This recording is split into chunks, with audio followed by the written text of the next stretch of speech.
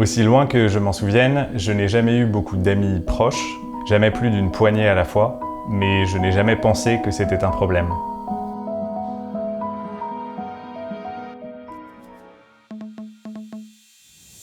J'ai longtemps eu une image erronée de l'introversion et assez négative.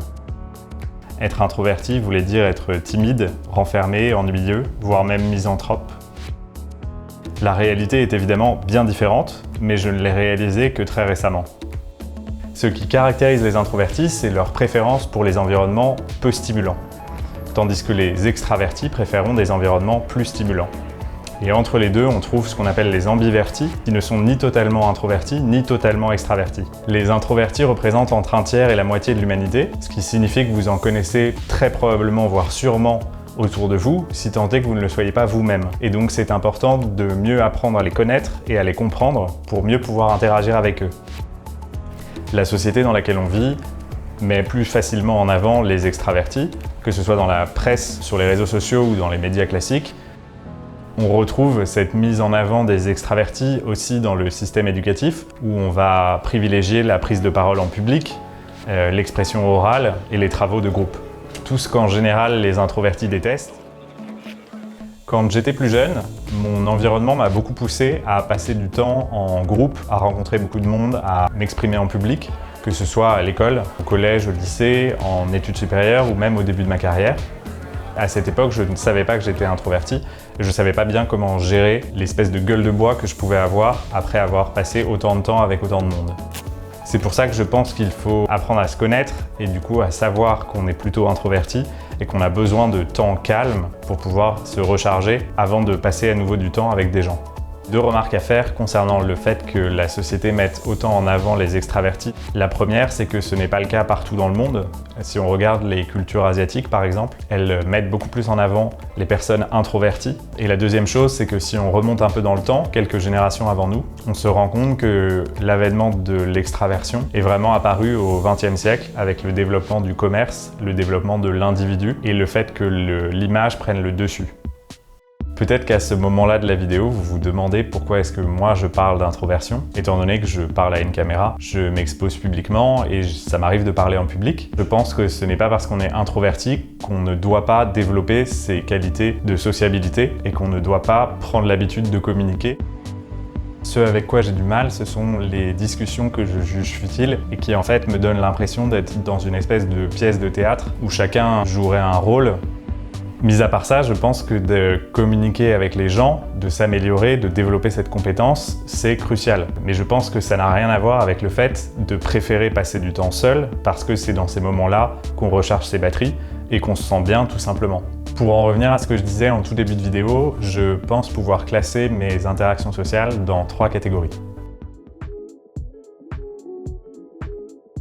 Les interactions profondes sont celles que je peux avoir avec mes amis proches qui me connaissent le mieux et seulement en grande partie parce que je pense que c'est très difficile de réellement connaître un introverti. Il faudrait probablement passer plusieurs semaines, 24 heures sur 24 avec un introverti pour vraiment le connaître et ça je pense que c'est totalement inenvisageable de son point de vue.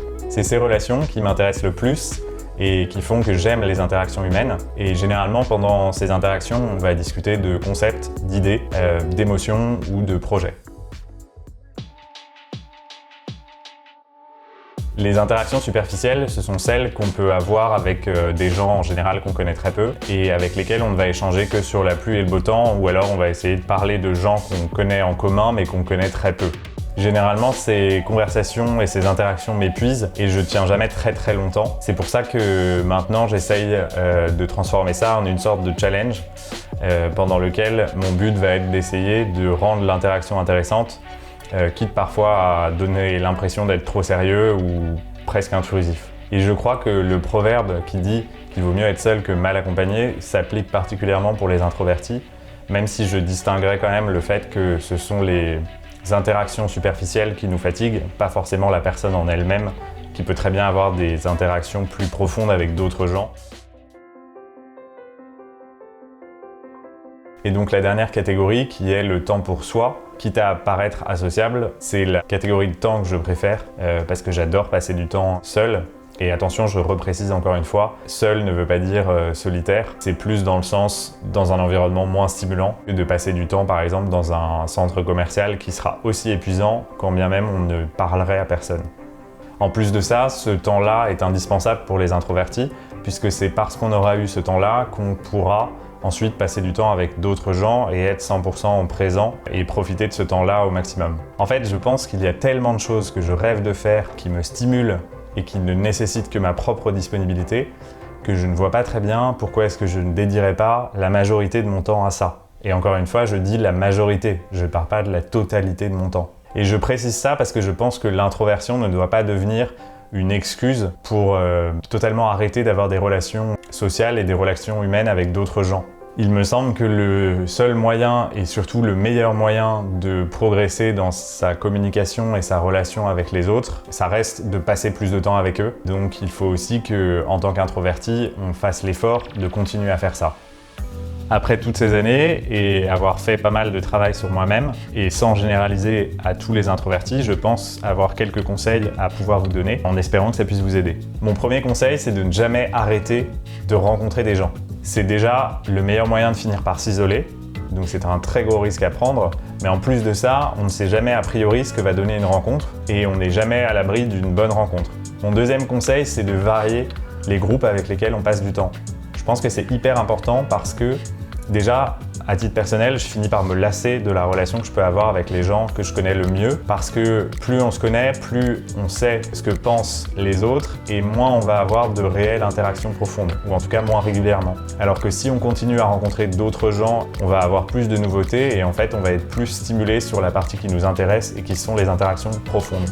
Ensuite, mon troisième conseil, et qui est un peu lié au précédent, c'est qu'il ne faut pas avoir d'attentes démesurées vis-à-vis des autres. C'est important d'être exigeant, mais il ne faut pas s'attendre à rencontrer quelqu'un de parfait. Et je pense que même si ça vous arrivait de rencontrer quelqu'un qui soit parfait à vos yeux, à mon avis, vous vous sentiriez bien petit à ses côtés.